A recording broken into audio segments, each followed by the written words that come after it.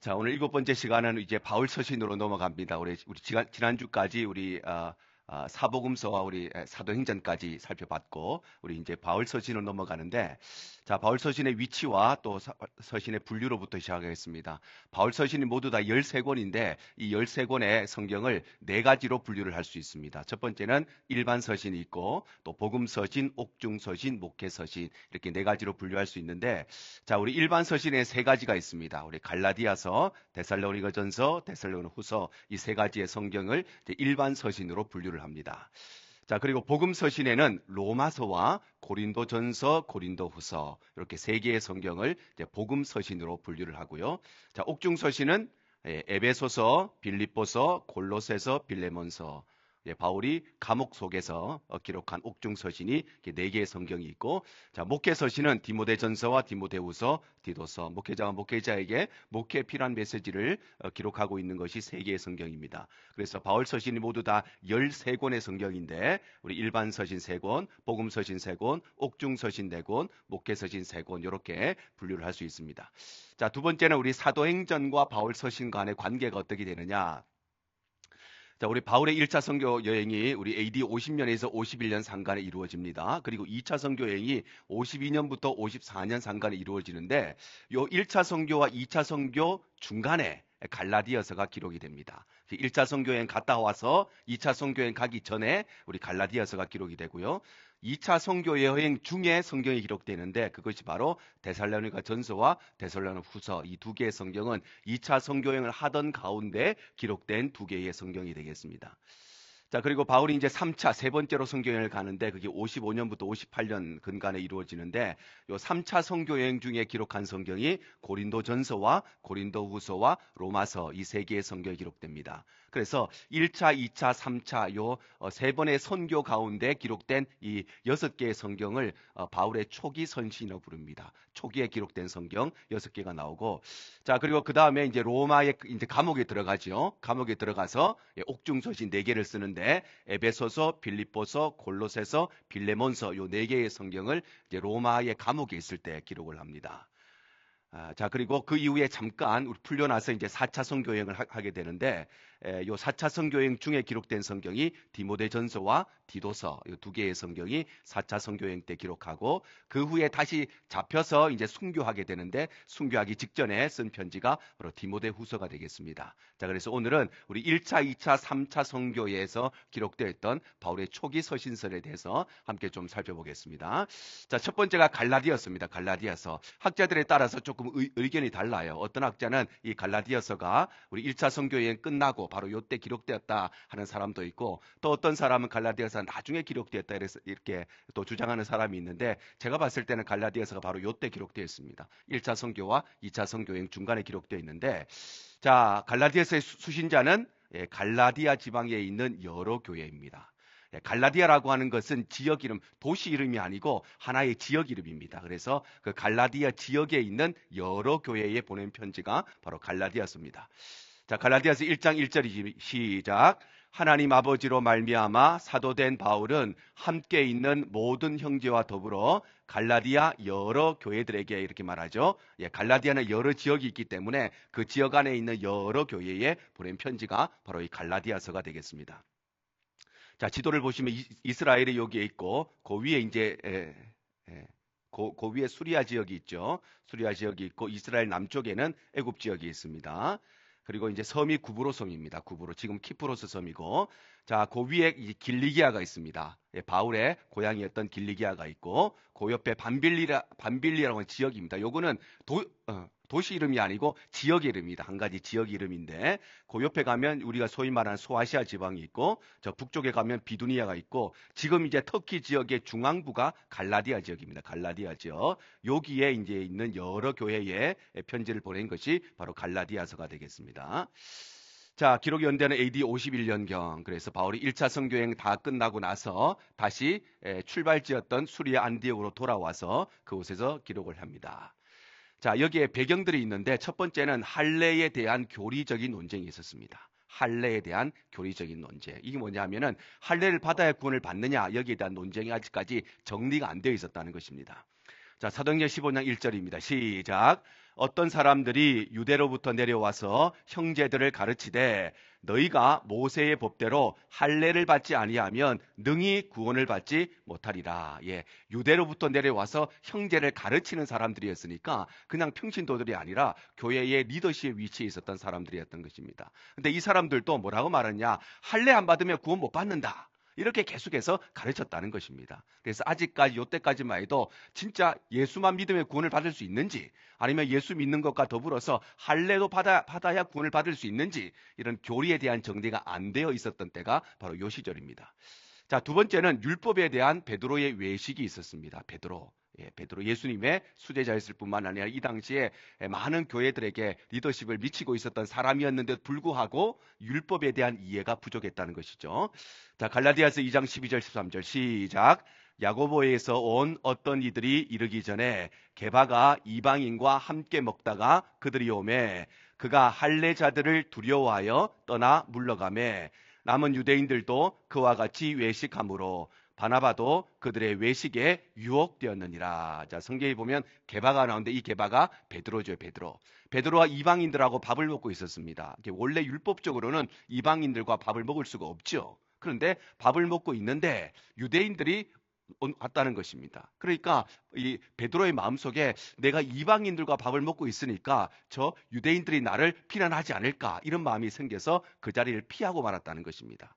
그러니까 베드로도 피하니까 남은 유대인들도 다 피하게 되고 그 다음에 바나바도 그 자리를 피하게 되고 베드로가 저렇게 하는 거 보니까 저렇게 하는 게 맞는가 보다 이렇게 생각을 했다는 것입니다. 이 당시만 해도 율법에 관한 이 교리가 정확하게 정리가 안 되어 있었기 때문에 이런 배경 속에서 기록된 성경이 바로 갈라디아서입니다. 자, 기록된 장소는 수리아 안디오. 예, 바울이 출발한 곳이고 1차 선교여행 다 갔다 와서 다시 돌아와서 이곳에서 갈라디아서를 기록했습니다. 예, 여기 보시면 이제 수리아 안디옥 여기에 있죠. 여기에 위치해 있어서 여기에서 갈라디아 지역에 있는 여러 교회들에게 보낸 편지가 바로 갈라디아서가 되겠습니다. 자, 기록의 목적이 뭐냐? 율법으로부터의 독립을 선언하고자 하는 목적을 가지고 갈라디아서를 썼습니다. 자, 율법으로부터 독립했다는 것은 우리는 더 이상 율법의 지배를 받지 않는다. 그런 의미인데 참 중요한 의미가 있습니다. 우리가 율법의 지배를 받지 않는다는 것은 율법을 안 지켜도 된다. 그런 말이 아닙니다. 우리 신약 시대에 살아가는 사람은 구약의 율법을 안 지켜도 된다. 구약에서 하라고 하는 거 안 해도 된다. 이런 의미가 아니에요. 율법으로부터 독립을 했다는 것은 우리는 율법을 지켜야 되기는 하는데 그런데 의무적으로 율법을 지키는 사람들이 아니라 우리는 구원의 기쁨과 감격으로 율법을 지키는 사람들이 되었다는 것입니다.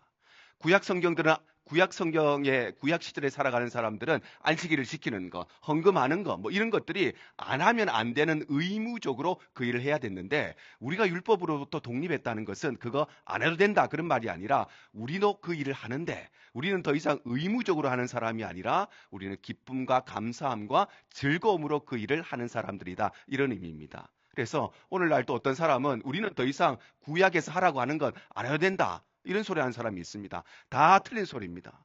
구약 성경도 하나님의 완전한 말씀이죠. 그러니 우리가 지켜야 되는 것이에요. 그런데 우리의 마음이 어떠냐? 우리는 의무적으로 지키는 사람이 아니고 구원의 기쁨으로 지키는 사람이라는 것이 율법으로부터 독립했다는 말의 의미입니다. 자, 그래서 핵심 주제는 이신칭입니다. 많이 들어보셨죠? 이신칭이는 이라고 하는 것은 무엇을 통하여 이런 말입니다. 신이라고 하는 것은 믿음이죠. 믿음을 통하여 이런 말이고 칭이라고 하는 것은 칭한다. 의라고 하는 것은 의로움 이런 말입니다. 그래서 믿음을 통하여서 의로운 사람이라 칭함받는다. 이것이 바로 이신칭입니다. 자, 우리 갈라디아 3장 11절입니다. 시작. 또 하나님 앞에서 아무도 율법으로 말미암아 의롭게 되지 못할 것이 분명하니 이는 의인은 믿음으로 말미암아 살리라 하였습니다. 자, 율법으로 말미암아 누구도 의롭게 되지 못한다. 자, 율법으로는 절대 구원받을 수 없는 것이 분명하다. 이렇게 말씀하면서 의인은 믿음으로 구원을 받는다. 이것이 우리 갈라디아서의 가장 중요한 핵심 주제가 되겠습니다. 자, 우리 전체적인 내용을 좀 살펴보면 첫 번째는 이신칭에 대한 변증이 나옵니다. 이신칭의가 왜 교리적으로 성경적으로 옳은 것인가 변증이 나오는데, 자, 변증이라고 하는 것은 변호하고 증명한다 이런 말입니다. 그래서 이신칭의가 왜 맞는 것인가 변호하고 증명하는데, 자, 첫 번째는 바울의 사도권에 대해서 이야기합니다. 이때만 해도 바울의 사도권을 인정하지 않는 사람들이 있었습니다. 그래서 바울 보고 쥐가 뭔데 자꾸 저렇게 하느냐 이런 사람들이 있어서 바울의 사도권에 대해서 말씀하고, 두 번째는 복음의 유일성에 대해서 말씀하십니다. 복음의 유일성. 그래서 갈라디아서 보면 다른 복음은 없나니 이렇게 말씀하죠. 복음은 하나이지 복음은 두 개, 세 개가 될 수가 없습니다. 복음은 오직 하나, 유일성을 가지고 있습니다. 자, 세 번째는 믿음의 우월성입니다. 믿음의 우월성. 우리가 구원받는 것은 우리의 행위나 공로나 노력이나 이거나 저거를 통해서 받는 것이 아니라 오직 믿음으로만 받는다는 것입니다. 자, 갈라디아서 2장 10절 우리 너무 잘 아는 말씀이죠. 시작. 내가 그리스도와 함께 십자가에 못 박혔나니 그런즉 이제는 내가 사는 것이 아니요 오직 내 안에 그리스도께서 사시는 것이라. 이제 내가 육체 가운데 사는 것은 나를 사랑하사 나를 위하여 자신을 버리신 하나님의 아들을 믿는 믿음 안에서 사는 것이라. 예, 하나님의 아들을 믿는 믿음, 예수 그리스도를 믿는 믿음, 거룩한 복음, 그 십자가를 믿는 믿음 안에서 사는 것이 바로 우리 성도들의 삶이고, 이것이 바로 우리의 신앙이고 우리의 고백인 것입니다. 자, 두 번째는 이신칭의에 대한 해석이 나옵니다. 이신칭의가 어떤 것이냐 해석이 나오는데, 자, 갈라디아 성도들을 향한 책망이 먼저 기록되어 있습니다. 바울이 갈라디아 성도들에게 복음을 전했음에도 불구하고 갈라디아 성도들 여전히 율법에 매여 있어서 이걸 지켜야 구원받을 수 있구나, 여전히 이런 생각 속에 갇혀 있어서 거기에 대한 책망이 나오고, 그 다음에 율법의 의의에 대해서 나옵니다. 율법의 의의. 율법이 무엇인가? 율법의 의의가 나오는데, 자, 갈라디아서 3장 24절 시작. 이같이 율법이 우리를 그리스도께로 인도하는 초등교사가 되어 우리로 하여금 믿음으로 말미암아 의롭다함을 얻게 하려 함이라. 자, 율법이 우리에게 어떤 역할을 하고 어떤 의미가 있는가? 우리를 그리스도께 인도하는 초등학교 선생님과 같은 존재가 바로 율법이라고 하는 것입니다. 그러니까 율법이 우리를 구원해 주는 것이 아니라 율법은 우리를 예수 그리스도께로 인도해 주는 역할을 하는, 그것이 바로 율법의 의미라는 것입니다. 우리가 팔을 다쳤습니다. 부러졌습니다. 그럼 어떻게 해야 돼요? 병원 가가지고 엑스레이를 찍어야 되죠. 엑스레이를 찍으면 이게 안 부러진 건지 아니면 금이 간 건지 부러졌는지 그것을 알 수 있습니다. 그런데 이 엑스레이가 하는 역할이 뭐예요? 이 엑스레이를 찍어보고 의사에게 가야 되는지 안 가도 되는지 그 판단이 엑스레이를 통해서 나타나는 것입니다. 엑스레이를 찍었는데 멀쩡해요. 그냥 타박상이에요. 그러면 의사에 갈 필요가 없는 것이죠. 근데 엑스레이를 찍었는데 금이 갔어요. 부러졌어요. 그러면 의사에게 가야 되는 그 역할을 하는 것이 엑스레이인 것처럼 율법이라고 하는 것이 우리의 영혼의 엑스레이입니다. 그래서 율법을 갖다 대면은 내가 정말 예수 그리스도가 필요한 사람인지 죄인인지 그것이 분별되게 된다는 것입니다. 그래서 율법이라고 하는 것이 우리를 그리스도께 인도하는, 율법은 내가 죄인이라는 사실을 깨닫게 하는, 엑스레이가 내가 다쳤다는 것을 깨닫게 하는 것처럼 율법이 내가 죄인이라는 사실을 깨닫게 해서 예수 그리스도께 인도하는 초등교사가 바로 율법이라는 것입니다. 자, 그리고 종과 자녀가 나옵니다. 종과 자녀. 자, 종과 자녀. 아까도 설명했듯이 종과 자녀는 모두 다 주인의 권한 아래에 있습니다. 근데 종은 주인을 의무적으로 섬기는 사람이죠. 근데 자녀는 자신의 아버지이기 때문에 의무적으로 섬기는 것이 아니라 기쁨으로 아버지를 섬기는 것입니다. 우리가 하나님의 자녀가 되고 율법으로부터 자유함을 얻었다는 것은 과거에는, 구약 시대에는 우리가 종으로서 하나님을 섬겼는데 이제는 예수 그리스도로 말미암아 우리가 자녀로서 하나님을 섬기게 되었다는 것입니다. 그래서 하나님을 섬기는 건 똑같은데 우리의 신분이 변화되어서 종에서 자녀로 변화되었다고 하는 것이 바로 이신칭의의 해석인 것입니다. 자, 세 번째는 이신칭의의 적용입니다. 믿음으로 말미암아 의롭다 칭함받는 이 말씀 우리가 어떻게 적용하는가? 첫 번째는 그리스도인의 자유입니다. 그리스도인의 자유. 우리는 율법으로부터 자유함을 입은 사람. 안 지켜도 된다는 말이 아닙니다. 기쁨으로 자유함으로 이 말씀을 지키는 사람이 되었다는 것입니다. 자, 두 번째는 성령의 열매가 나오죠. 우리가 잘 알고 있는 9가지의 성령의 열매가 나옵니다. 자, 성령의 열매 첫 번째는 사랑인데, 사랑은 어떻게 정의할 수 있느냐? 끝없는 희생과 헌신이 바로 사랑입니다. 사랑. 그래서 우리가 누군가를 사랑한다는 것은 한 번 희생하고 한 번 헌신하는 것이 아니라 사랑은 끝없이 헌신하고 희생하는 것이 바로 사랑입니다. 자, 두 번째는 희락이 나오는데 희락은 환경을 초월하는 기쁨이 희락입니다. 그러니까 희락이라고 하는 것은 기쁜 일이 있으니까 기쁜 것이 아니고 기쁜 일이 있을 때도 기뻐하지만 힘든 일이 있고 어려운 일이 있고 어떤 환경이 있어도 기뻐하는 것. 그것이 바로 희락인 것입니다. 그러니까 희락은 기쁨보다 한 단계 더 위에 있는 기쁨이 바로 희락입니다. 세 번째는 화평이 나옵니다. 화평. 화평은 폭풍 속에서도 누리는 평안입니다. 폭풍 속에서. 그래서 화평이라고 하는 것은 아무 일이 없어서 걱정거리가 없어서 평안한 것이 아니라 걱정거리가 있는데 문제가 있는데 고민이 있는데 내 인생에 폭풍이 있는데 그럼에도 불구하고 그 속에서 평안함을 누리는 것이 화평입니다. 그러니까 평안보다 더 고차원적인 것이 화평이죠. 자, 네 번째는 오래 참음이 나오죠. 오래 참음은 버티고 견딜 수 있는 감정적인 능력이 바로 오래 참는 것입니다. 버티고 견딜 수 있는 능력이 바로 오래 참음입니다. 자, 다섯 번째는 자비가 나오는데 자비는 모든 사람에게 베푸는 인자함이 바로 자비입니다. 모든 사람. 내가 만나는 모든 사람에게 인자하게 대하는 것이 자비인데 양선이 나옵니다. 양선은 모든 사람 정도가 아니고 내가 미워할 수밖에 없는 원수에게도 베푸는 친절함, 원수에게도 베푸는 자비가 바로 양선입니다. 그러니까 양선은 자비보다 한 단계 더 높다고 이야기할 수 있어요. 자비는 그냥 모든 사람이 가는 건데 양선은 모든 사람 정도가 아니라 아주 나쁜 사람, 원수 같은 사람에게도 친절하고 인자하게 자비롭게 대할 수 있는 것이 바로 양선입니다. 자, 충성은 한결같이 변함없는 신실함입니다. 충성. 예, 그래서 우리가 하나님 앞에 충성된 일꾼이 된다는 것은 변함이 없다는 것입니다. 변함이 없다는 것. 이랬다가 저랬다가 요때는 요랬다가 저때는 저랬다가 그것이 아니라 변함없이 하나님 앞에 신실함이 바로 충성입니다. 자, 여덟 번째는 온유함인데 온유함은 하나님에 의해서 통제받는 힘입니다. 통제받는 힘. 예, 온유함이라고 하는 것은 무력한 것이 아닙니다. 우리는 보통 온유하다 이런 말을 언제 써요? 모든 거 다 좋다는 사람, 이것도 좋고 저것도 좋고 다 좋다는 사람 참 온유한 사람이다 이렇게 이야기합니다. 근데 성경이 말하는 온유는 그런 것이 아닙니다. 온유는 하나님에 의해서 통제를 받는, 힘이 없다는 소리가 아닙니다. 힘이 내 안에 있는데 그런데 하나님께 통제받는 것입니다. 그래서 아주 날카로운 칼이 있지만 칼집에 의해서 통제를 받죠. 그 칼이 나오기만 하면 모든 사람을 죽일 수 있는 강력한 힘이 있는데 칼집에 의해서 통제를 받고 있는 상태. 우리에게 능력이 있는데 하나님에 의해서 우리가 그 능력을 통제받고 있는 상태. 그것이 바로 온유함입니다. 자, 마지막 아홉 번째는 절제죠. 절제는 스스로 자제할 수 있는 능력이 바로 절제입니다. 그래서 성경의 9가지 열매를 우리에게 말씀을 하십니다. 자, 그리고 마지막으로 성도의 교제와 마지막 권면의 말씀이 기록되어 있습니다. 권면의 말씀. 자, 갈라디아서 마지막 6장 8절에서 9절인데 시작. 자기의 육체를 위하여 심는 자는 육체로부터 썩어질 것을 거두고 성령을 위하여 심는 자는 성령으로부터 영생을 거두리라. 우리가 선을 행하되 낙심하지 말지니 포기하지 아니하면 때가 이름에 거두리라. 육체를 위하여 심는 자는 반드시 육체로부터 썩어질 것을 거둘 것이고 성령을 위하여 심는 자는 성령으로부터 영생을 거두는데 문제는 뭘까요? 이 열매가 맺을까요? 오랜 시간이 걸린다는 것입니다.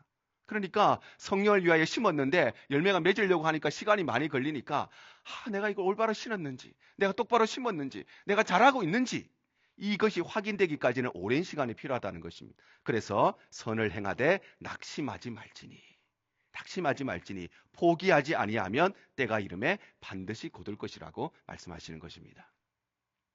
자, 지금 보시는 것이 갈라디아 지역 안에 있었던 비시디아 안디옥이라고 하는 곳에 남아있는 회당터입니다. 회당터. 그래서 여기에서 바울이 아마도 바울이 여기 가기 전에 이미 회당이 있었기 때문에 이곳에 가서 복음을 전했을 것으로 그렇게 추정이 됩니다.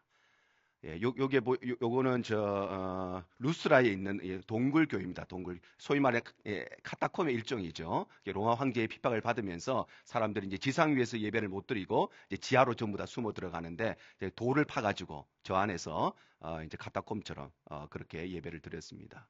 여기 나오는 것은 이고니온에 있는 교회입니다. 그래서 이런 지역들이 전부 다 갈라디아 지역 안에 있는 바울이 1차 선교행 때 방문했던 지역에 세워져 있는 교회들입니다.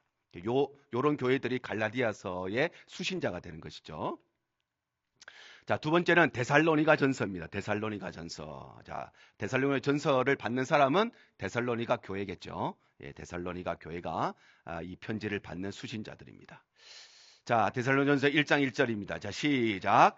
바울과 실루아노와 디모데는 하나님 아버지와 주 예수 그리스도 안에 있는 데살로니가인의 교회에 편지하노니 은혜와 평강이 너희에게 있을지어다. 예, 데살로니가인의 교회 이렇게 말하죠. 데살로니가는 지역 이름이 아니고 도시 이름입니다. 도시 이름. 도시 이름이고 데살로니가 교회에 보낸 편지가 데살로니가서입니다. 자, 이 지역은 마게도냐 지방의 수도입니다. 마게도냐. 마게도냐는 큰 지역의 이름이고 그 안에 데살로니가는 도시가 있었습니다. 자, 지도를 보시면 요 지역이 요 쪽이 마게도냐 지역입니다. 마게도냐 지역이고 마게도냐 내에 우리 데살로니가라는 도시가 여기에 있었다는 것입니다. 자, 이 데살로니가 교회는 바울이 2차 선교 여행 때 세워진 교회가 바로 데살로니가 교회입니다. 2차 선교 여행 때 세워진 교회입니다. 자, 지도를 한번 보시면 수리아 안디옥에서 바울이 2차 선교 여행을 출발합니다. 출발해서 첫 번째로 간 곳이 여기에 있는 갈라디아 지역으로 갑니다. 그리고 두 번째로 간 것이 무시아 쪽으로 갑니다. 그런데 바울이 여기에서 원래는 비두니아를 가려고 했습니다. 바울의 원래 목적은 비두니아로 가고자 했는데 이때 성령께서 나타나셔서 마게도나 건너와서 우리를 도우라 이런 환상을 보게 되죠. 그래서 이제 마게도냐로 건너가게 됩니다. 빌립보로 가고 그 다음에 간 곳이 바로 데살로니가입니다. 데살로니가. 여기에 보낸 편지가 바로 데살로니가 교회입니다. 자, 기록 연대는 AD 53년 정도입니다. 53년이면 이제 바울이 두 번째 선교여행, 2차 선교여행을 하던 중에 53년경에 데살로니가 전서를 썼습니다. 자, 기록 장소는 고린도에서 썼습니다. 고린도에 머물면서 바울이 편지를 썼는데요. 아까 지도를 보시면 바울이 이제 수리아 안디옥에 출발해서 갈라디아 지역 지나서 무시아 가서 마게도나 건너가서 빌립보 거쳐서 데살로니가까지 갑니다. 그리고 그 다음에 아덴으로 갑니다. 지금의 아테네로 가고 그 다음에 고린도로 갑니다. 고린도, 여기가 고린도인데 여기까지 와서 데살로니가에 보낸 편지가 바로 데살로니가 전서가 되겠습니다. 전서. 자, 기록 목적은 재림에 대한 기대감을 성도들에게 알려주기 위해서 이런 목적을 가지고 데살로니가 전서를 썼습니다. 재림에 대한 기대. 그래서 핵심은 구원과 성화입니다. 구원받은 우리 하나님의 백성들이 재림에 대한 기대감을 가지고 이 땅 가운데 어떻게 성화의 삶을 살아갈 수 있는가? 그것이 바로 데살로니가 전서의 내용입니다. 자, 전체적인 내용을 좀 보면 칭찬과 격려가 나오는데 이제 헌신에 대한 칭찬이 나옵니다. 데살로니가라고 하는 지역은 바울이 잠깐 거쳤습니다. 잠깐 거쳤어요. 왜냐하면 데살로니가에서 복음을 전할 때에 유대인들이 핍박하러 왔기 때문에 그것을 피해서 잠깐 얼른 복음을 전하고 그것을 떠나게 됩니다. 그래서 데살로니가 성도들과는 오랜 시간 함께하지 못하고 많은 복음을 전하지 못했습니다. 그런데도 불구하고 짧게 복음을 받았는데도 불구하고 데살로니가 성도들이 아주 헌신했기 때문에 거기서 칭찬을 하는데, 자, 1장 3절 시작. 너희의 믿음의 역사와 사랑의 수고와 우리 주 예수 그리스도에 대한 소망의 인내를 우리 하나님 아버지 앞에서 끊임없이 기억함이니. 이들은 복음을 그렇게 깊이 있게 못 들었습니다. 그런데도 그들에게는 믿음의 역사와 사랑의 수고와 소망의 인내가 있었기 때문에 여기에 대해서 바울이 칭찬하고 있는 것입니다. 자, 그리고 만남에 대한 기대를 말씀하고 있습니다. 만남에 대한 기대. 바울이 이곳에 조금 더 오래 머물면서 조금 더 말씀을 전하고 싶었는데 유대인들의 핍박 때문에 얼른 자리를 피해서 고린도까지 내려왔어요. 그래서 이들과의 만남을 그가 기대하고 있었습니다. 자, 3장 10절 시작. 주야로 심히 간구함은 너희 얼굴을 보고 너희 믿음이 부족한 것을 보충하게 하려 함이라. 내가 잠깐 너희 얼굴 보고 왔는데 다시 너희 얼굴을 보고 싶다. 그리고 너희의 믿음에 부족한 것을 내가 더 말씀을 통해서 보충해 주고 싶다. 이렇게 말씀하고 있죠. 자, 그리고 교훈과 권면의 말씀이 나오는데 첫 번째가 예수 그리스도에 대한 재림과 성도의 부활에 대해서 말씀하십니다. 그래서 부활의 때, 예수님께서 재림할 때에 우리의 이 지상 가운데 어떤 일이 벌어지는가, 거기에 대해서 말씀하고 있는 것이 바로 여기 말씀인데요. 자, 우리 4장 16절 17절입니다. 우리 시작. 주께서 호령과 천사장의 소리와 하나님의 나팔 소리로 친히 하늘로부터 강림하시리니 그리스도 안에서 죽은 자들이 먼저 일어나고 그 후에 우리 살아남은 자들도 그들과 함께 구름 속으로 끌어올려 공중에서 주를 영접하게 하시리니 그리하여 우리가 항상 주와 함께 있으리라. 자, 예수님께서 재림하시면 친히 하늘로부터 강림하시면 어떤 일이 벌어지느냐? 먼저는 그리스도 안에 죽은 자들이 먼저 일어납니다. 우리 믿음의 선배들이 먼저 육체의 부활을 해서 예수 그리스도를 만나게 되고 그 다음에 그 후에 우리 살아남은 자들 예수님이 부활하실 때까지 이 땅 가운데 살아있는 자들도 그들과 함께 구름 속으로 끌어올려서 공중에서 주를 영접하게 될 것이다. 이렇게 해서 예수님이 재림하시면 어떤 일이 벌어질까 얼마나 많은 사람들이 이렇게 될 거다 저렇게 될 거다 뭐 여러 가지 이야기들이 있지만 사도 바울이 정확하게 분명하게 이야기합니다. 예수님께서 친히 하늘로부터 이 땅에 재림하시면 죽었던 우리 믿음의 선배들이 먼저 일어나고 우리도 그들과 함께 공중으로 끌어올려가서 거기에서 예수님을 만나게 될 것이다. 이렇게 말씀하고 있습니다. 자, 두 번째는 우리 성도들의 거룩한 생활에 대해서 말씀을 하십니다. 거룩한 생활. 우리 5장 16절 18절 자 시작. 항상 기뻐하라 쉬지 말고 기도하라 범사에 감사하라 이것이 그리스도 예수 안에서 너희를 향하신 하나님의 뜻이니라. 예수 그리스도의 재림을 기대하는 우리 성도들의 거룩한 삶이 뭐냐? 간단하게 세 개. 기뻐하고 기도하고 감사하는 삶이 되어야 된다. 이것이 너희를 향한 하나님의 뜻이다. 이렇게 말씀하십니다. 우리가 마지막 때 어떻게 되나? 아이고 내일 예수님 재림하시면 어떡할까? 이걸 빨리 집을 청소해야 되나? 우리 고민 얼마나 많아요. 근데 다 필요 없고 기뻐하고 기도하고 감사하는 것이 오늘 밤이라도 내일 아침이라도 예수의 재림을 기대하는 우리 성도들의 삶이 바로 이와 같다는 것입니다. 자, 세 번째는 우리 데살로니가 후서로 넘어가겠습니다. 후서도 받는 사람은 데살로니가 교회죠. 데살로니가 성도들에게 보낸 편지가 바로 데살로니가 후서입니다. 자, 기록 연대는 똑같이 AD 53년경입니다. 2차 선교 여행 중에 우리 데살로니가 전서도 썼고 후서도 쓰게 됩니다. 53년경. 자, 기록 장소는 동일하게 고린도에서 썼습니다. 고린도에서. 자, 두 가지 성경을 똑같은 때에 똑같은 지역에서 썼습니다. 자, 그래서 지도를 보시면 바울이 이제 선교 여행을 시작해서 이제 갈라디아 지나서 무시아를 지나서 마게도나를 건너가서 아덴을 지나서 그리고 고린도에 와서 그래서 첫 번째로 보낸 성경이 데살로니가 전서이고 첫 번째로 보낸 성경이 데살로니가 전서이고 한 번 더 편지를 보내게 되는데 그것이 데살로니가 후서가 되겠습니다. 그래서 고린도에서 두 개의 편지를 모두 다 보냅니다. 자, 기록의 목적은 재림에 대한 올바른 신앙관을 확립하기 위해서 두 번째 편지를 썼습니다. 예수 그리스도의 재림에 대해서 여러 가지 이야기들이 워낙 많았기 때문에 예수님의 재림을 기다리는 우리는 어떻게 기다려야 되는가, 재림에 어떤 일이 벌어지는가 정확하게 정리해서 편지를 써서 보낸 것입니다. 그래서 핵심 주제는 건강한 종말론적인 신앙이 무엇인가, 종말론적인 신앙. 예수 그리스도의 다시 오심을 기대하는 우리 성도들이 건강하게 신앙생활을 한다는 것이 무엇인가, 그것을 말씀하고 있습니다. 자, 전체적인 기호를 보시면 종말에 대한 교훈을 먼저 말씀하십니다. 종말에 대한 교훈을 말씀하시면서 자, 첫 번째는 종말을 대하는 우리의 자세가 어떻게 되는가, 종말에 대한 자세에 대해서 말씀을 하십니다. 자, 우리 2장 2절입니다. 시작. 주의 날이 이르렀다고 해서 쉽게 마음이 흔들리거나 두려워하지 말아야 한다는 것이라.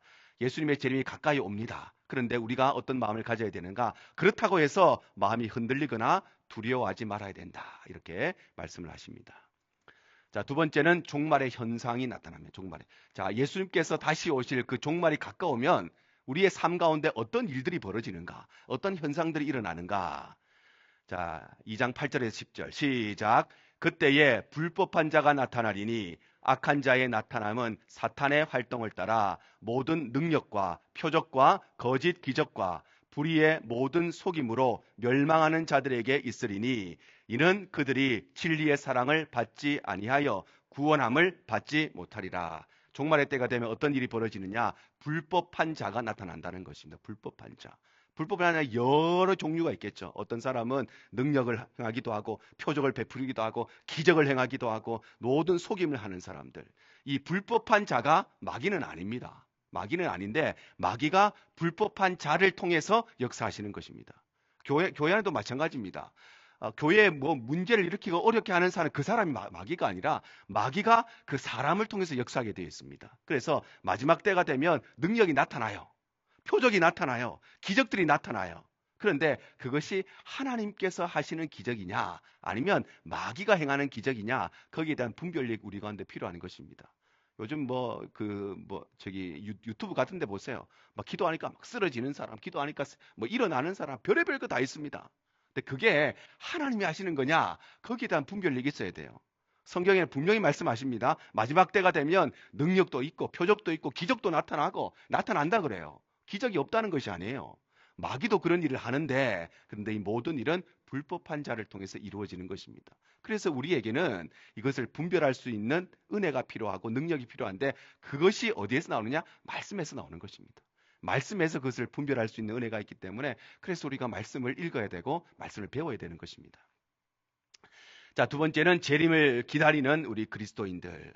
예수 그리스도의 재림을 우리가 기다리는 그리스도인들의 삶이 어떻게 되는가? 첫 번째는 성실한 생활입니다. 성실한 생활. 성실한 생활. 자, 우리 3장 10절 11절인데요. 이 종말론을 이야기하는 이단들이 많이 있잖아요. 내일 예수님 오신다. 뭐 언제 예수님 오신다. 이런 사람들의 특징이 뭐예요? 삶을 포기합니다.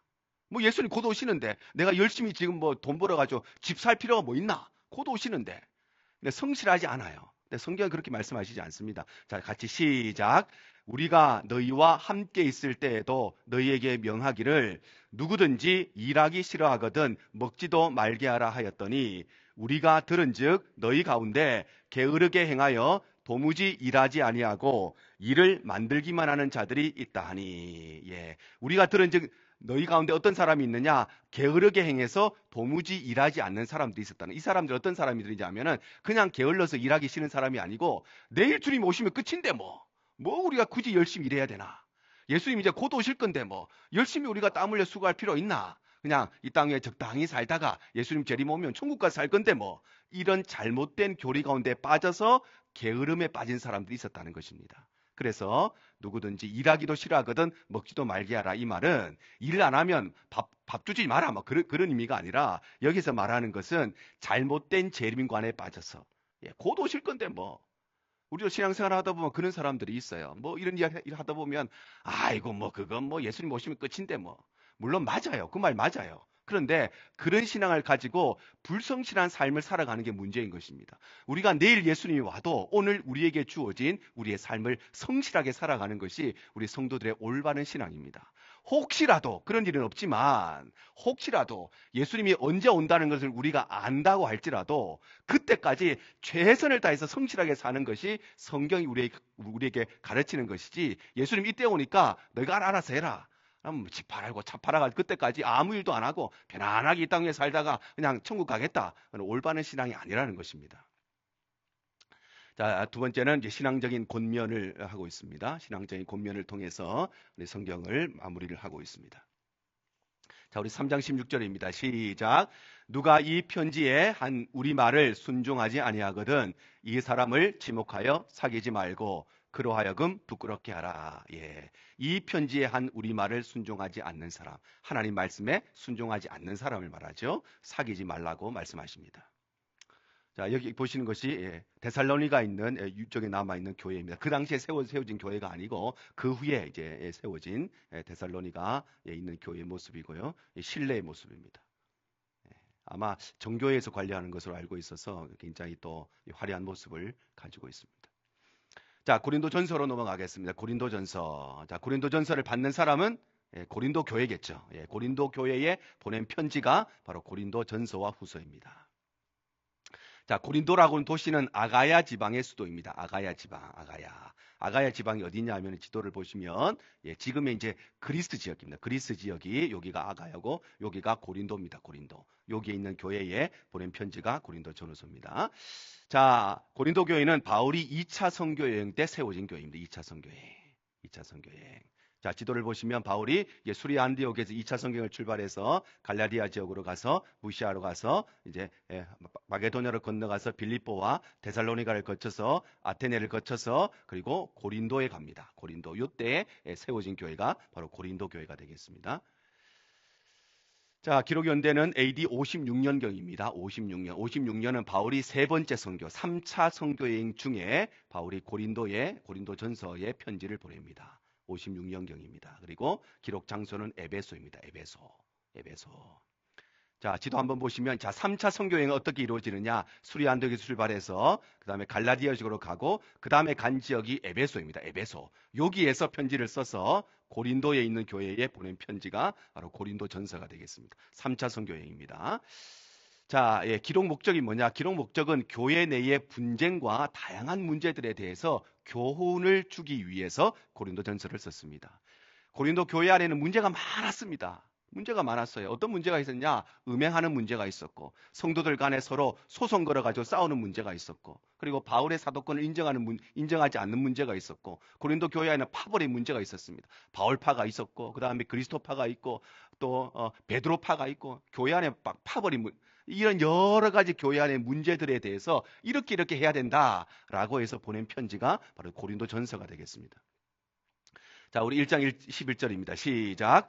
내 형제들아, 글로에의 지편으로 너희에 대한 말이 내게 들리니 곧 너희 가운데 분쟁이 있다는 것이라. 자, 글로에라고 하는 사람을 통해서 소식을 들었는데 어떤 소식을 들었느냐? 교회 안에 분쟁이 있다는 소식을 들었다는 것입니다. 이야기를 듣고 보니 서로 싸우는 사람도 있고 음행에 빠진 사람도 있고 교회가 파벌로 나누어져서 끊임없이 싸웠다는 것입니다. 그래서 그 소식을 듣고 안타까운 마음을 가지고 이런 문제는 이렇게 해결해야 된다. 이런 문제는 이렇게 해야 된다. 그것이 적어서 보낸 것이 고린도 전서가 되겠습니다.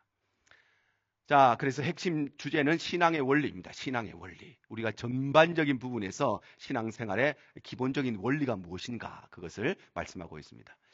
자, 그래서 전체적인 내용을 좀 살펴보면 첫 번째가 분쟁에 대한 책망과 권면이 나옵니다. 책망과 권면. 너희가 어찌하여서 그리스도 안에서 한 형제요 한 자매가 되었으면서 어떻게 서로 싸우고 분쟁하고 있느냐. 거기에 대한 책망과 권면이 나오고, 두 번째는 이제 윤리적인 타락에 대한 책망과 권면이 나옵니다. 윤리적인 타락. 윤리적인 타락에도 여러 가지가 있었는데 첫 번째는 음행에 대한 책망이 있었습니다. 그런데 고린도 교회 성도들 안에서는 음행에 빠진 사람들이 있었다는 것입니다. 물론 이 당시의 시대적인 배경이 있고 문화적인 배경도 있습니다. 예를 들어서 우리 한국교회도 마찬가지입니다. 한국교회가 1800년대 후반에 복음을 듣고 교회가 세워졌잖아요. 그리고 양반들도 예수를 믿고 천민들도 예수를 믿었습니다. 그런데 그 당시에 양반들이 첩을 두는 것이 너무나 당연한 문화였잖아요. 부인 혼자 있는 사람이 별로 없었어요. 돈이 있는 사람이면 다 첩이 있었습니다. 근데 이 사람들이 예수를 믿었다는 것이죠. 근데 왜 첩을 두는 것이 죄인가? 여기에 대해서 생각이 없었던 것입니다.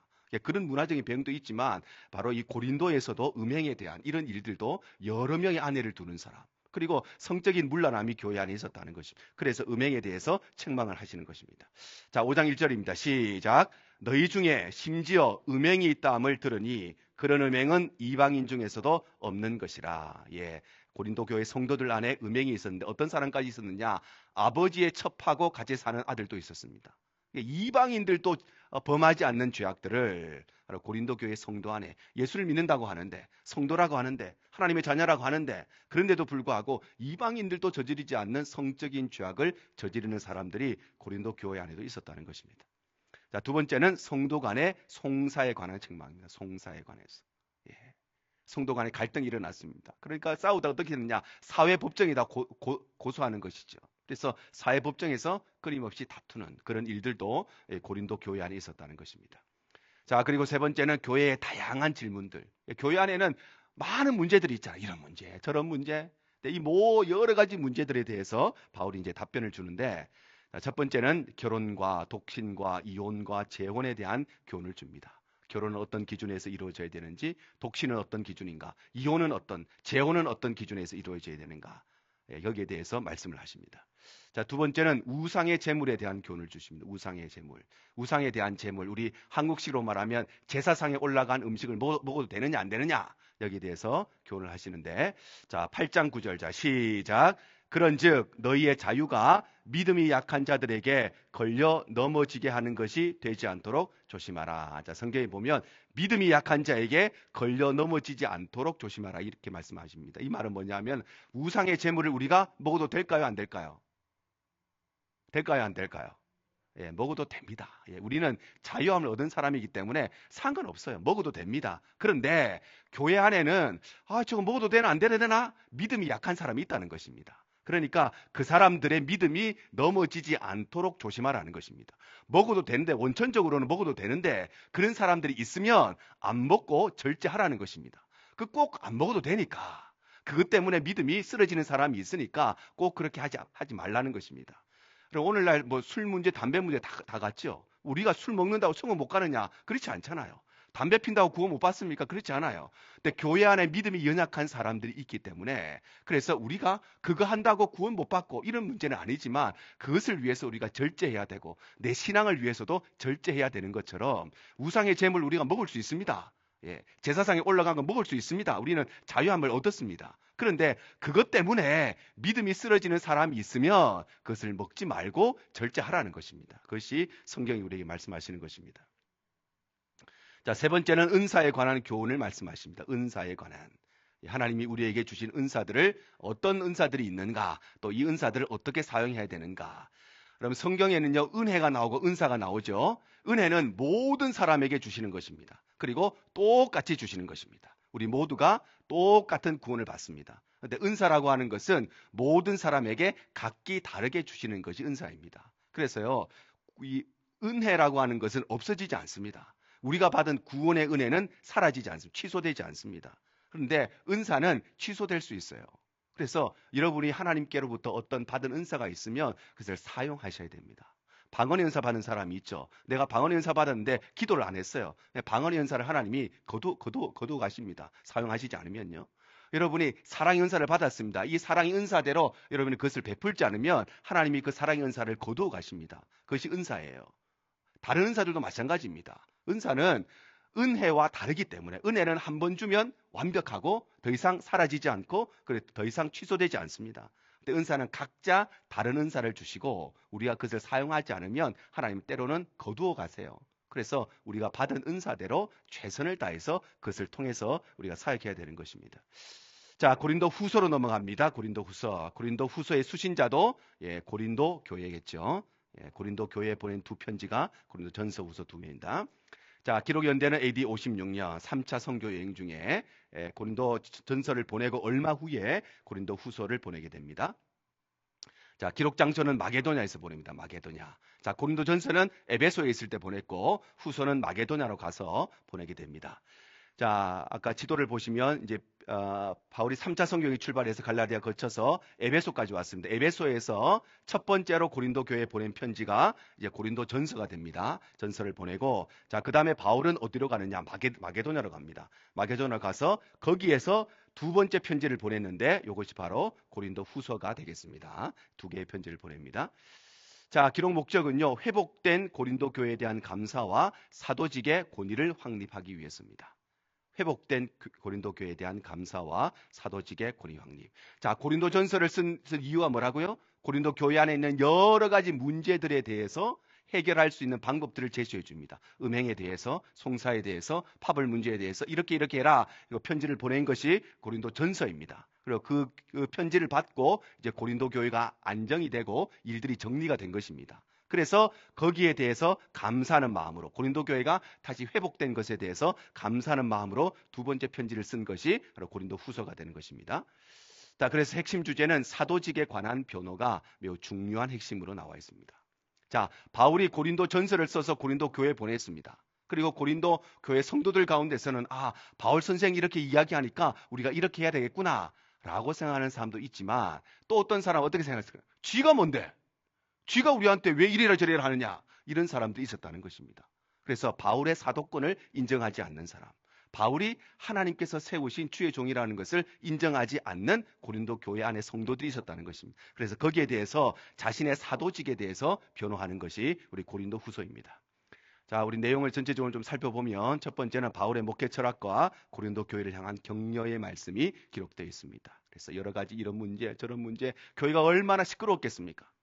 성도들이 막 교회 떠나고 난리 났겠죠. 그런데 그 편지를 받고 고린도 교회가 안정되었기 때문에 거기에 대한 감사하는 마음으로 이제 격려의 메시지가 있고요. 자, 두 번째는 예루살렘 교회를 위한 헌금을 권면하고 있습니다. 예루살렘 교회는 전 세계 교회의 모태가 되는 교회잖아요. 모태가 교회인데 어려움에 처해 있을 때에 우리 이방 교회가 그들을 돕고 섬겨야 한다고 하는 헌금을 권면하고 있고, 세 번째가 바로 사도권에 대한 적극적인 변호를 하고 있습니다. 적극적인 변호. 바울이 정말 사도냐? 지금으로 말하면 바울이 진짜 목사냐? 저 사람 어느 신학교 나왔느냐? 어디에서 목사 안수 받았냐? 어디에서 목회했느냐? 여기에 대해서 공격하는 사람들이 있었기 때문에 사도권에 대해서 바울이 적극적으로 변호합니다. 자, 11장 5절입니다. 시작. 나는 지극히 크다는 사도들보다 부족한 것이 조금도 없는 줄로 생각하노라. 예, 지극히 크다는 사도들, 소위 말하면 예수님께 직접 훈련을 받았던 12명의 제자와 같은 그런 사도들보다 내가 조금도 부족함이 없는 줄로 생각한다 하면서 나 역시도 부활하신 예수 그리스도를 직접 만나고 예수를 통해서 사도로 세워졌다고 하는 자신의 사도권에 대해서, 그리고 예루살렘 교회를 통해서 그 사도권을 인정받았고 자신의 모든 사역의 현장 가운데 하나님께서 사도 바울을 통해 행하신 일들을 통해서 내가 하나님께 분명히 기름 부음 받은 주의 종이라고 하는 것을 분명하게 말씀하시는 것입니다. 예, 그림 한번 보셨죠? 고린도에 있는 바울 기념 교회입니다. 예, 내부의 교회입니다. 아마 지난번에 한번 이 사진 보셨죠? 그래서 앞에는 고린도서의 말씀이 기록되어 있고 옆에는 담임 목사들의 명단이 이렇게 되어 있습니다. 자, 마지막 로마서로 가겠습니다. 로마서. 자, 로마서를 받는 사람은 로마 교회겠죠. 로마 교회. 로마에 있는 교회. 그 교회 성도들에게 보낸 편지가 바로 로마서입니다. 자, 지도를 보시면 로마 교회가 여기에 있겠죠. 예, 여기에 있는 로마 교회에 편지를 보냅니다. 자, 기록 연대는 AD 57년경입니다. 그래서 3차 선교 여행 중에 바울이 로마서를 보냅니다. 로마서를 써서 보내게 됩니다. 자, 기록 장소는 고린도에서 기록을 합니다. 고린도. 자, 바울의 3차 선교 여행을 한 번 더 살펴보면 이 수리아 안독에 출발해서 갈라디아로 갑니다. 그리고 에베소로 갑니다. 에베소에서 고린도 전서를 써서 보내죠. 그다음에 마게도냐로 갑니다. 마게도냐에 가서 고린도 후서를 써서 보냅니다. 그리고 다시 아가야 지역으로 내려와서 고린도 지역으로 내려가는데 요 고린도에서 우리 로마로 로마서를 써서 보내게 되는 것입니다. 이때까지만 해도 바울이 로마에 한 번도 가본 적이 없어요.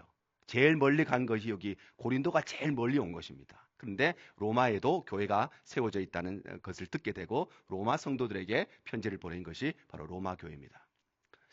자, 기록의 목적은요, 복음의 핵심을 선포하고 기독교 교리의 토대를 형성하기 위해서 편지를 썼습니다. 기독교 교리. 그래서 로마서를 뭐라고 부르냐면 성경의 금강석이라고 부릅니다. 금강석이 다이아몬드잖아요. 성경의 다이아몬드라고 불리는 성경이 바로 로마서이고 우리 기독교 교리를 가장 분명하게 가장 간결하게 우리에게 설명해주고 있는 성경이 바로 로마서입니다. 그래서 교리를 공부하면 그 교리의 중심에는 항상 로마서가 있습니다. 이 로마서가 우리 기독교 교리의 모든 토대를 형성하고 있기 때문에 이 로마서가 그래서 중요한 성경인 것입니다. 자, 핵심 주제는 그래서 오직 믿음으로만 받는 구원. 오직 믿음으로만. 그 어떤 것으로도 우리가 구원받을 수 없고 오직 믿음으로만. 이것이 주제입니다. 자, 1장 17절 시작. 복음에는 하나님의 의가 나타나서 믿음으로 믿음에 이르게 하나니 기록된 바 오직 의인은 믿음으로 말미암아 살리라. 예, 오직 의인은 믿음으로 말미암아 살리라. 이 말씀이 지난 역사 가운데 수많은 사람들을 변화시켰습니다. 우리 개신교 역사를 시작한 마틴 루터도 이 말씀을 보고 오직 의인은 믿음으로 말미암아 살리라. 이 말씀을 통해서 그가 변화됩니다. 그가 원래 가톨릭 사제였잖아요. 그러니까 열심히 내가 노력하고 수고하고 그래서 그가 죄의 용서를 받기 위해서 자기 자신을 채찍으로 때리는 일을 하는데도 내 안에 평안이 없는 거예요. 그러는 가운데 말씀을 만나서 우리의 구원은 오직 우리가 구원받는 것은 믿음으로 말미암아 구원. 이 말씀을 통해서 그가 올바른 복음을 깨닫고 우리 기독교 역사가 시작됩니다. 우리가 알고 있는 요한 웨슬레, 감리교회를 시작한 그분도 이 말씀을 통해서 깨닫고 감리교회 역사가 시작됩니다. 지난 역사 가운데 수많은 사람들을 변화시켰던 말씀이 바로 이 로마서 1장 17절입니다. 자, 전체적인 내용을 좀 살펴보시면 첫 번째는 이신칭의의 과정과 결과에 대해서 말씀하십니다. 이신칭의. 믿음을 통해서 구원받는 이신칭의의 과정과 결과. 첫 번째는 이신칭의가 왜 우리에게 필요한가? 왜 우리가 노력해서 구원을 얻지 못하고 수고해서 구원을 얻지 못하고 왜 우리에게 믿음을 통해서 구원 얻는 것이 필요한가? 우리 로마서 3장 23절입니다. 시작. 모든 사람이 죄를 범하였음에 하나님의 영광에 이르지 못하더니. 우리 모든 사람이 죄를 범해서 우리는 죄인이기 때문에 그래서 예수 그리스도의 의가 필요하다는 것입니다. 우리 스스로는 구원을 받을 수 없기 때문에 그래서 이 의를 통해서 그 예수를 믿는 믿음을 통해서 우리가 구원받는다는 것입니다. 자, 두 번째는 이신칭의의 열매를 말씀하십니다. 이신칭의의 열매. 예, 열매. 자, 8장 1절 2절 시작. 그러므로 이제 그리스도 예수 안에 있는 자에게는 결코 정죄함이 없나니 이는 그리스도 예수 안에 있는 생명의 성령의 법이 죄와 사망의 법에서 너를 해방하였습니다. 예, 이신칭의 예수 그리스도를 믿는 믿음을 통해서 우리가 구원받았다고 하는 그 결과는 뭐냐? 우리에게 결코 정죄함이 없다 하는 것이고요. 그래서 생명의 성령의 법이 죄와 사망의 법에서 너를 해방하였다 이렇게 말씀합니다. 우리는 원래 죄와 사망의 법 아래 있었던 사람입니다. 그래서 죄와 사망의 법으로 관점에서 보면 우리는 지옥에 가야 되는 죄인들입니다. 그런데 이 죄와 사망의 법보다 더 상위의 법이 만들어졌다는 것입니다. 그것이 생명의 성령의 법입니다. 우리가 법책에 보면은 뭐 민법도 있고 형법도 여러 가지 있잖아요. 근데 이 모든 법 제일 위에 뭐가 있을까요? 헌법이 있죠, 헌법. 그래서 가끔씩 뉴스 보면 이런 이야기가 나옵니다. 이 사람이 어떤 죄를 지었는데 민법으로 봐서는, 형법으로 봐서는 뭐 징역 몇 년인데, 그런데 이것이 헌법에 위배되기 때문에 무죄가 나는 일이 벌어집니다. 그렇죠? 민법상으로는 분명히 죄가 있어요. 형법으로는 무조건 죄가 있어요. 그런데 헌법에 이 법이 위배되어서 이 사람이 무죄를 받는 것입니다. 근데 이거와 똑같아요. 우리가 죄와 사망의 법이라고 하는 형법의 의미에서 봤을 때는 우리는 사망 선고를 받아야 됩니다. 그런데 생명의 성령의 법은 헌법이거든요. 헌법. 그러니까 헌법에 위배되는 법이기 때문에 우리가 무죄함을 받는 것입니다. 우리가 죄가 없다는 것이 아니고 우리는 여전히 죄인이라서 이신칭이라고 하는 것은요, 의롭다고 칭함을 받는다는 것입니다. 우리가 완전히 죄가 없어지는데 그건 원리적인 것이고, 우리는 여전히 죄인인데 그런데 의롭다고 칭함을 받는다는 것입니다. 우리는 예수 믿어도 계속 죄 짓잖아요. 오늘도 죄 짓잖아요. 집에 가면 또 지을 거잖아요. 그런데 의롭다고 칭하여 주신다는 것입니다. 그것이 이신칭이지, 우리가 예수를 믿는다고 해서 우리의 모든 죄악이 그냥 원천적으로 다 없어지는 근본적인 교리의 문제를 떠나서 우리의 삶에는 여전히 죄가 있습니다. 그런데도 불구하고 우리가 의롭다고 칭함받는 것이 바로 구원의 우리의 고백인 것입니다. 자, 두 번째는 이스라엘 향한 하나님의 구원의 역사를 말씀하십니다. 이스라엘 향한 하나님의 구원.